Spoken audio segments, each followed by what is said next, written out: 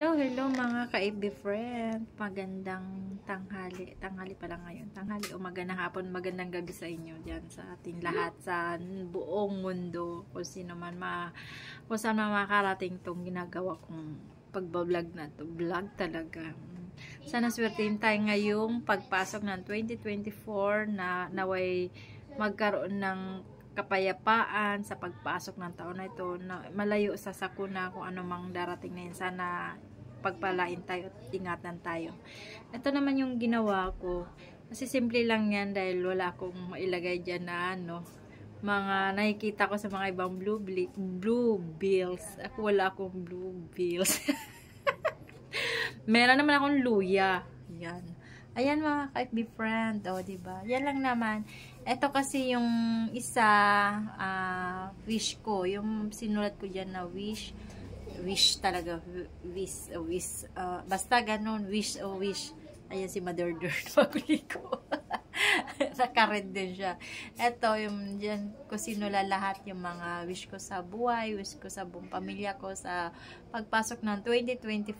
Yan dito ko sinula. Tapos ito pera yan. Pera-perahan. Pera. Ito lang ginawa ko, diba? Kasi yun lang yung prutas ko. Kasi nga, diba, sobrang mahal ang prutas ngayon at saka hindi naman nauubos lahat.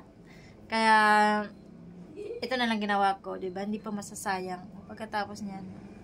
Kaya, sana hindi naman ako umaasa sa ganitong swertihan. Kailangan samahan din ng sipag at tiyaga at pagtatrabaho at ng buong puso. Diba? Ganyan kasi mga Pinoy, di ba? Yan si Mother bagong ligo, nakisali pa sa aking pagbablog din.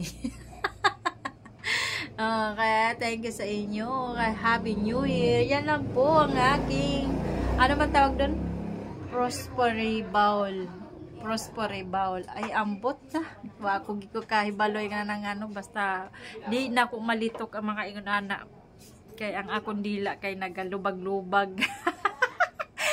Ilaging Bisayan dako.